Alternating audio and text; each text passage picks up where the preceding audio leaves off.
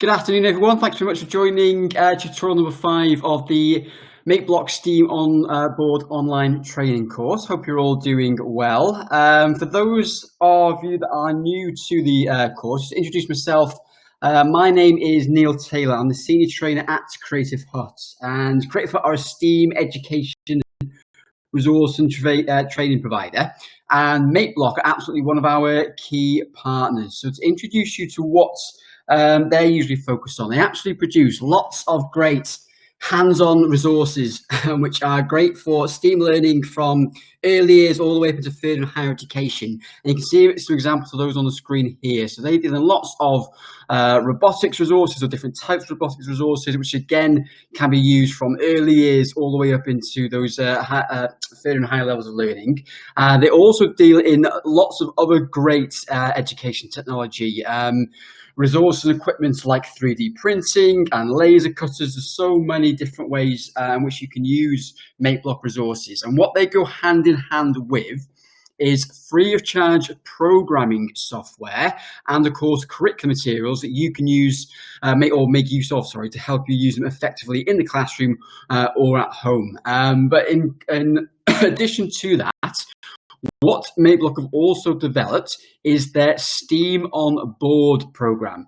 And as a whole, this is actually intended to support teachers and end users on the whole, and again, making sure they're able to effectively use resources in the classroom. So that encompasses both online materials and face-to-face training in lots of different ways. But of course, with the situation that we're in at the moment, they've looked at how they can help teachers and end users remotely while not having access to the actual kit itself, which is of course a little bit difficult to do at the moment. So what they've also developed in recent weeks is their STEAM on Board online training course, which is completely free of charge for, again, both teachers and parents to make use of in helping your children to develop computing skills or deliver the computing curriculum, as well as lots of other skills, and it's completely free of charge to get involved in. So for those of you who are again new to this, I know some of you will already be very familiar with what this all entails, but just to recap for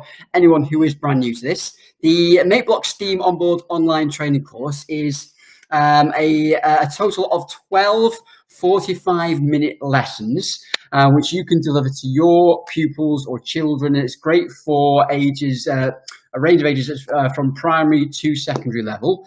We're delivering tutorials on these over the course of 4 weeks as live webinars. So we're giving you all the support and the lesson materials that you will need to deliver this to your pupils. So that's going to include the lesson slides, which you'll be seeing shortly, of course, lesson plans and example programs, which you'll be able to use with your kids. For those that are new to this and you want to look back at the previous lessons and previous tutorials, we will also be making recordings of those available to you as well. So don't worry if you're just joining us now, you'll be able to catch on everything that's gone before this. In addition to the support that we're providing via the recordings and live webinars and lots of materials, you can also sign up directly with Makeblock. So I would encourage everyone to do that as well. You can see the link for that on the screen here. That will basically give you access to even more live webinars. So you've got more sessions to choose from, which will be useful if they've got better times that suit you. You'll also be able to download all of those lesson materials that we've been talking about directly from that website as well. And the great thing with by signing up with Makeblock is that you'll also have access to that overall user and support community. So you will be able to access examples of projects that other people have uploaded to that, and you'll also be encouraged to upload examples of what you and your pupils have been able to create. So it's a great way of accessing different ideas and examples of best practice. You'll also get the opportunity to provide any feedback that you want. So if you've got any feedback on this specific course, how it can be added to or improved, you'll have the opportunity to do that.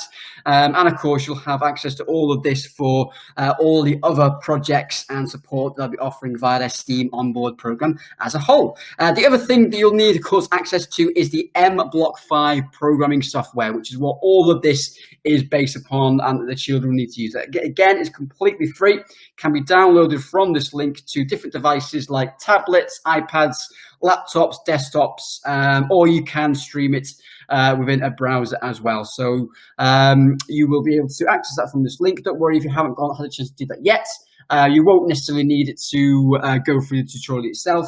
We'll make sure you've got the link to that after the webinar has finished as well. Okay, so we are, as I say, looking today at lesson number 5 called Panda's Race. So again, I'll be using the slides which you'll have access to enable you to deliver this to your pupils or children at home. Don't worry if you are thinking about making notes on all of this. You don't necessarily have to, because again, we will be providing you with these slides and the lesson plan which goes hand in hand with this. So don't worry about making absolute word notes. We'll give you all the support you're going to need to use this. Okay, so this will be looking at Panda's Race, but again, before we go into what we'll be learning for a new place in this lesson, we will of course always review what we've looked at in the previous session. So in the session 4, walk in place, we were actually looking at how we could get our Panda sprite to appear as if it was walking on the spot or in place, and the programs that we were looking at looked similar to this. So hopefully this is ringing bells from everyone that took part in the last tutorial. Again, if not, you'll be able to look back at the recordings of the ones prior to this, but these were of course mainly based around these specific blocks. So we were looking at repeat blocks using the loop forever block. We were also looking at the loop so many times block, depending on what worked best for us in our particular programs. And within that repeat block, we were placing blocks like these: the next costume and the wait for. So of course we were using the next costume to help animate our sprites, because certain sprites have multiple costumes, and when we combine those together as part of the animation, it makes them look like they're doing something different as part of that. And we're of course looking at how we use that together with the wait block to basically pause the program and delay the changes that were happening to improve our animation. So again, hopefully that is ringing the bell for everyone that joined in the last tutorial and lesson, but again, you'll be able to look back at that recording after this as well. Okay, so we are going to start getting hands-on with our lesson 5. So as I said, we were looking at the in the last lesson how we could get the Panda to move on the spot. In this session, we're going to take that a little bit of a step further, and rather than get the Panda to just walk on the spot, we're going to combine this with some of the other things that we've learned about in the previous lessons and make it look like Panda is actually moving across the screen. Okay, so rather than just walking on the spot, we're now going to be able to get our sprites to move across the screen in different ways. So the scenario today is that while Panda was able to walk on the spot, he does not yet know how to run, and Panda has actually entered into an upcoming race. Okay, so he's going to be racing very soon, and Panda needs our help on being able to move forward and able to compete in that race. So that's the scenario we're working towards within this tutorial. And one of the main blocks that we're going to be needing to use is the move steps block, which you can see on the screen here now. Now, we did actually look at this really briefly in the very first tutorial that we had. So again, I'm sure this does ring a bell, but we'll be looking at how we can build this into those loop blocks together with costume blocks to take our animations a little bit further. So that's one of the main blocks we'll be needing to understand better in the tutorial lesson today.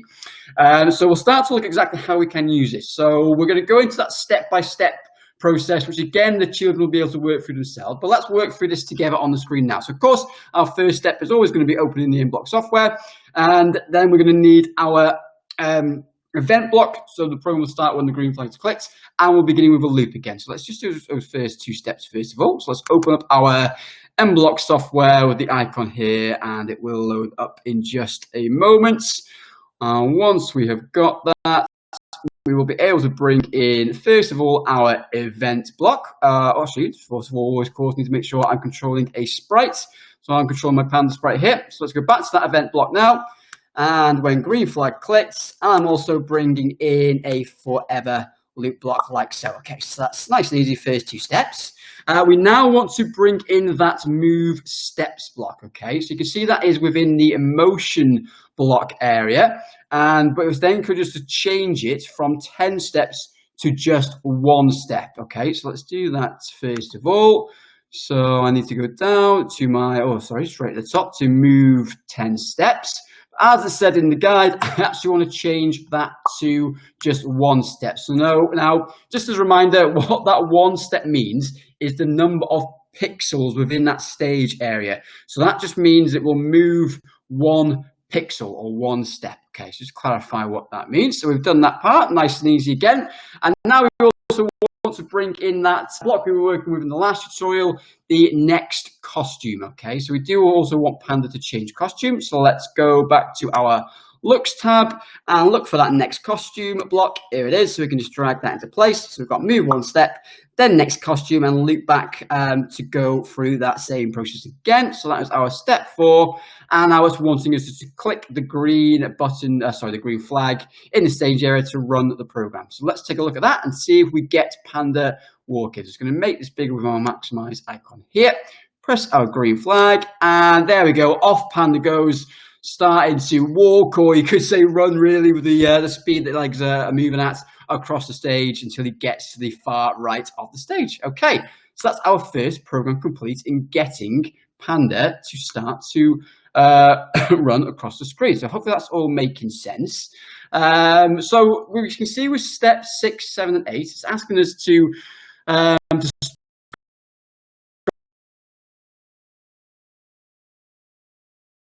where on the stage pen we can just stop icon like it did to start the program running, and now it's asking us to try it again. Now it's encouraging us to look at and describe the problem with the current program and see what is meant by this when I go back to the programming interface. Let's do that now. Expand again. So I'm not touching it in any way, just leaving it as it was when at the end of running that first program. If I click the green flag again now, what's the problem we can see straight away here? It's basically, of course, that Panda is still at that far right, and we can only just barely see Panda trying to continue walking, which isn't great. We can't see what's happening. It's just really stuck over there on the far side of the screen. So what do we need to do to try and overcome that problem? So that's what we're looking at next. Okay, so what we can actually also do is positioning of a sprite. So we can actually build into the code exactly where we want the sprite to be positioned within that stage area, depending on the animation or game, whatever it is that we're creating. Okay, so like seen on the animation now, Panda actually went to the far left of the screen before then starting to walk across. How we can get Panda to repeat back to that every time as well. So that's what we want to have a look at, how we can code like is happening here. Okay, so the first thing we need to understand is what block we can use to program this, and it is this block here, the go to X and Y block, which you find within the motion block area. So this basically allows us to set a specific position for a sprite using the X and Y coordinates. Okay, so we can position it on the stage area using the X and Y coordinates in any way we want. And one of the great things to explain how that works is this graphic here. Okay, so it's a really great representation of what we mean when we can position it across the X and Y axis. The X axis basically runs from left to right, from a value of minus 240 into positive 240, and the y-axis runs from the bottom of the screen to the top of the screen, again from minus 80 through to a positive 180. We can place the sprite anywhere, making use of these x-axis and y-axis values. Okay, so hopefully that makes sense, but we'll start to become more and more clear as we work through this. Okay, so but the other great thing you can use to help you with this When you actually start to come to doing the codes, and you want to start in a specific place, and we're thinking, right, what exactly are the coordinates for that place going to be? You can see the coordinates live within the sprite section, which I'll show you exactly what I mean now. So I've got the Panda sprite highlighted, and you can see within this section here, it's telling me right now what the size is, the direction is, but of course also the X and Y position of it currently. So I can see right now it's on the X axis at 262. And the Y at 0. But if I drag Panda to different areas, okay, you can see I'm dragging Panda across different areas of the stage. If you look at these X and Y values as I'm doing this, you can see that they start to change. This is just a great way for us to get an idea of exactly where we might want to position Panda within the actual code. It's a great tool for you to use to do exactly that. So again, hopefully that makes sense. But the next step is, just confirming what I'm saying there, is to build this into the coding, okay? So I want Panda to be on the left side of the stage to then walk across to the right. So that's exactly what I want to do in the coding. And so I want to now start using that X and Y go-to block from the motion area. So let's go back to our interface to find exactly that. So I want to go to my motion block area tab here, and you can see I've got that go-to X and Y position here. So I'm going to bring that into the start of my program underneath the when green flag clicked, and we want right, that is minus 192 and Y minus 44. So I can now use it as a guide to change my program here. So let's change it to minus 192 and then minus 44, like so. So that's what I want it always to go back to when I restart the program. Simple as that. So now, again, as I say, exactly in the step-by-step guide for the children, we can now run that program again and see how that affects Panda. So let's bring the stage area back to full, hit the green.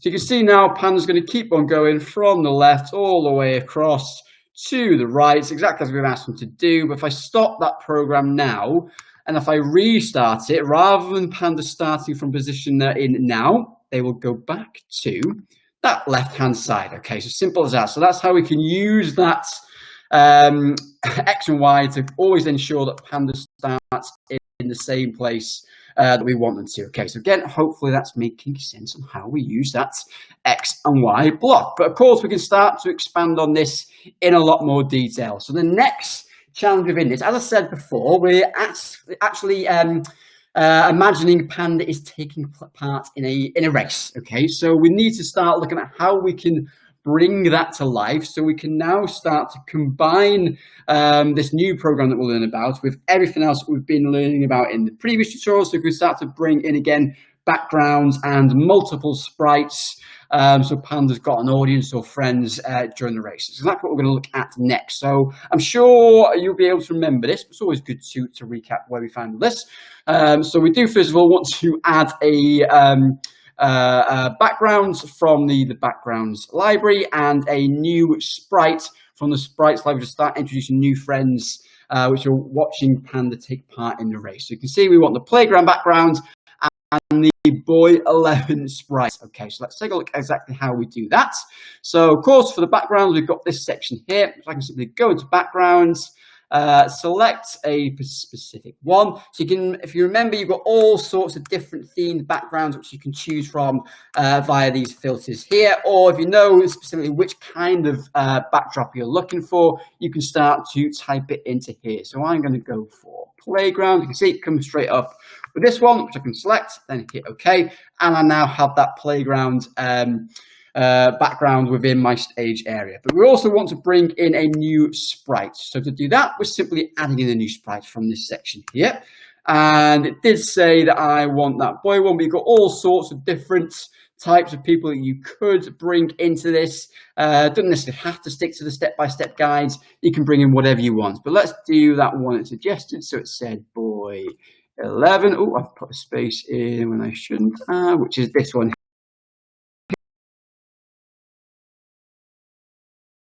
here.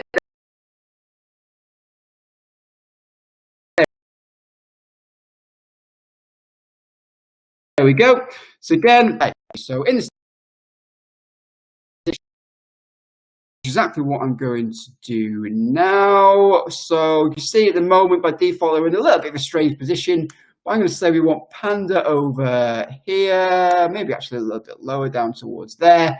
And we want the boy standing on the grass around about, let's put him down a little bit more. There, okay, perfect. So we're a bit more closer position to where we want to be. Now we can start to code or program the new sprite we've introduced. So it's always reminding us to make sure we've got that specific sprite selected here. So to add in the code for this sprite, we need to make sure it's highlighted. So you can see I can highlight Panda. I've got the code already there for there, or I can highlight Boy 11 sprites, and we can start to introduce new code here, okay? And what we want this sprite to do is to be cheering Panda on for us. You can see we've got an example code here, where we're again using that loop block.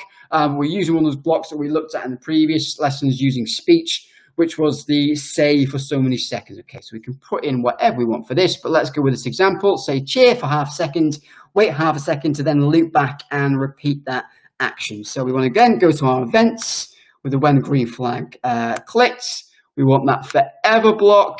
Now we want a say block, and we're going to change that to cheer for 0.5 seconds. We don't want that to be happening too quickly, so we want to bring in a delay or wait block and get to wait for 0.5 seconds before it loops back to saying that again. Okay, so you can see that's what we've got on our program now.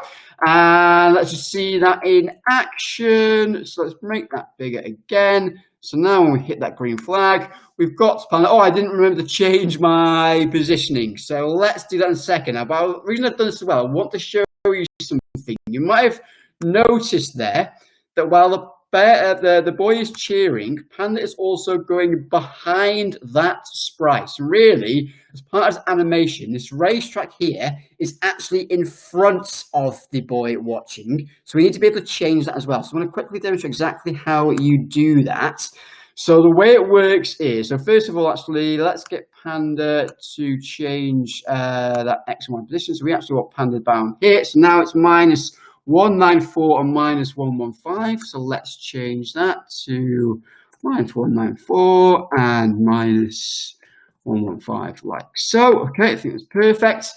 But now that I've actually, with it being Panda, the last one I've dragged, this is how we layer it. So make sure the sprites are layered in the correct order. You have to click on them and drag them in order. So if I finish by dragging the boy, that will make the boy the front sprite, or the layer at the front.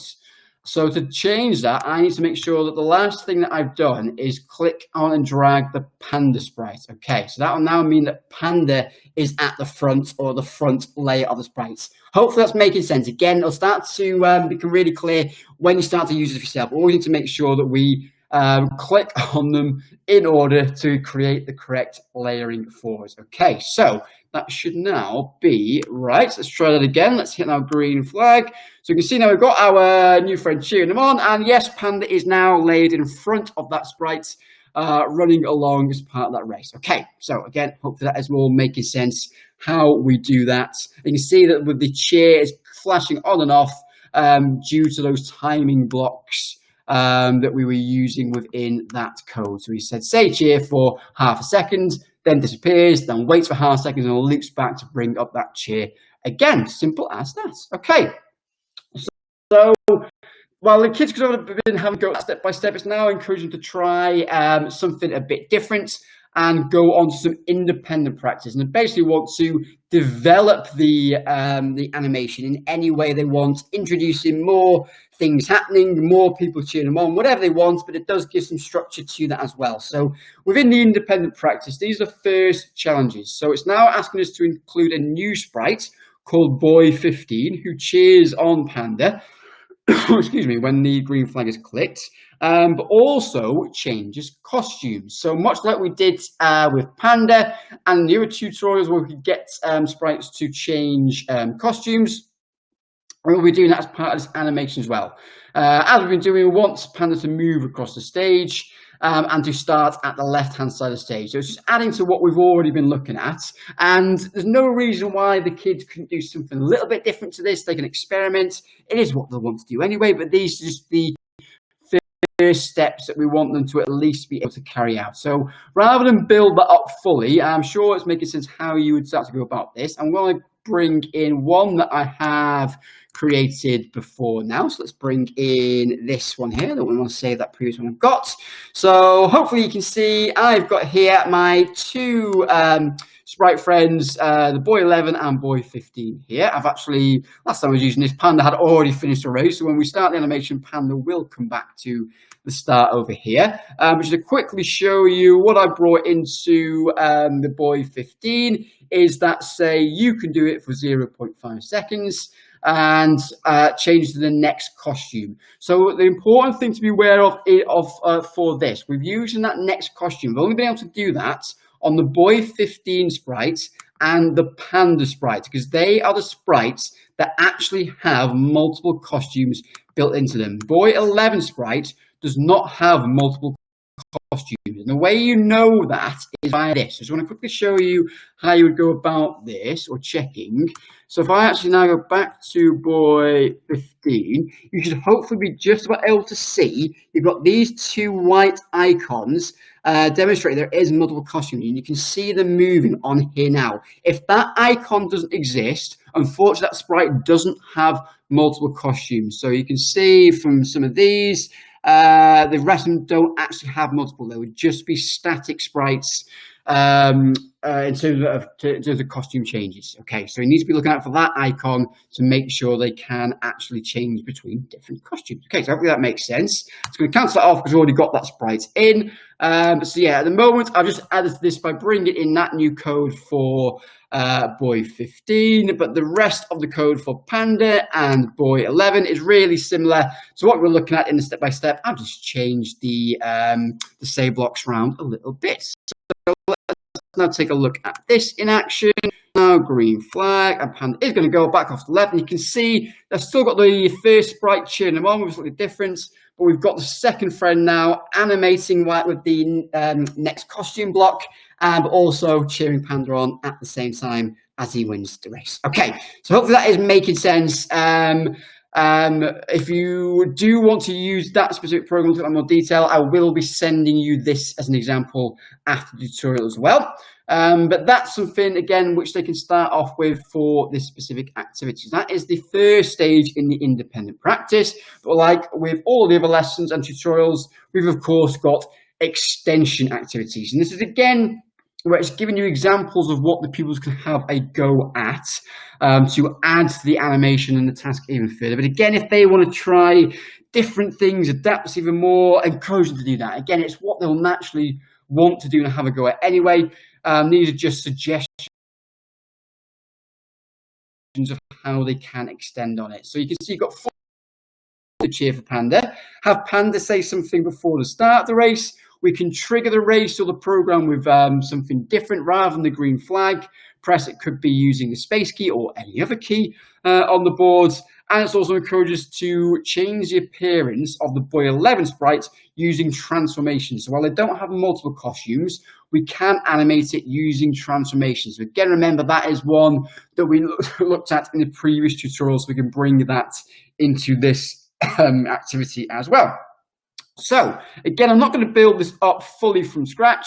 I'm sure you and the children will be able to do that for yourselves. I'm just going to bring in another example of what I had put together before this. So now my extension example looks like this. So you should hopefully be able to see straight away that I've now got 4 sprites I'm working with. So I've brought in another friend here. And I've changed the codes to actually bring in some speech from Panda on the sprite here. It is actually now being animated not by a next costume effect, but I'm using the change color effect. So he's going to be doing some multicolor effects for us during the race, which is always cool and fun to use. Boy 15 is just still doing the speech and next costume animation, and then girl 15, I've got to say something, but rather than effect, I've gone a little bit away from the suggested extension activities, and I decided I wanted to bring some sound into it. So again, we looked at these blocks briefly in some other tutorials. So you can look back at those. There will be more focus on sounds in the future as well, but they're really fairly self-explanatory to bring in. But I wanted, of course, to bring in some cheering for the race as well. And what I've done for all these codes as well is, rather than it being the green flag, I've used the when space key pressed to activate all these codes. Okay, so again, hopefully that makes sense. But let's bring this up to bring it in action now. So I'm hitting my green flag to activate the program, but to start it, I need to hit my space key, which I will do now. And let's see Panda off. So there we go. You can see I use that. Here I go. You can see our sprite here, getting lots of colour going. Our animation here, so you can do it. The new friends, giving a little bit of encouragement with the Run Panda Run, but also bringing that cheer action for us.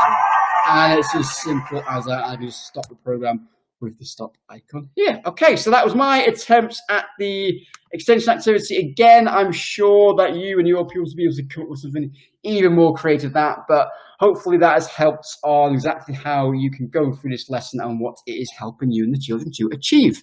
Okay, so that's almost bringing us to the end of this lesson. Of course, once the children have finished activity, always get them to share what they've done, either with you, their siblings, their fellow pupils, so they can effectively communicate what it is they've done, what they've achieved, and why they decided to do it that way. Always an important part of the process. And then we have our review stage. So as always, let's go for that little quiz, just to consolidate some of the things that we've learned. So a few simple questions. As always, all I want you to do is take a look at the question and think what you believe the answer to be. I will reveal in a second. So first of all, nice and easy one. Which block category does the move 10 steps belong to? It is, of course, D, motion. So it's in that motion block area which we find that move 10 steps block. Question number 2, which of the following blocks can position the sprite on specific coordinators in the stage area? So I'm sure everyone's got this one straight away. To get to a specific place, we do always want to use this one here, the B, go to X and Y coordinates. These all will make the move, but that's the one that gets you to specific coordinates. You can see these are actually interesting ones to explore if you and the children get the chance. We can do some random positioning, which is useful and fun for certain things as well. But that is the answer to this one, answer number B, letter B even. Then question number 3, last but not least, which sprite runs the fastest in the following programs? So this may be a little bit tricky because we've not specifically looked at this. I'm actually going to give you another demo of this in a second, but taking a scan at those different examples of programming, which of these would make our Panda sprite appear to be running the fastest? Okay, so you can see the slight variations. So I'll give you another couple of seconds. Again, I'll show you exactly why it is the answer it is in a second. It is actually answer B. So it is B that will make the sprite appear as if it is running the fastest. Okay, and I'll show you why. But you can see the main difference here. It's got the move 50 steps. I know this isn't something we specifically looked at, so I'm going to go back to the programming interface quickly and show you why this makes it look like it's running faster. So at the moment, we've got Panda moving just one step, change the next costume, and then looping back to go again. So that's just moving 1 pixel at a time. If I change that to, let's say, 5 steps, so it'll go 5 steps, then next costume, and loop back to the start again. And what effect does that have on how quickly Panda is moving across the screen? So let's take a look. Let's hit that green flag and space.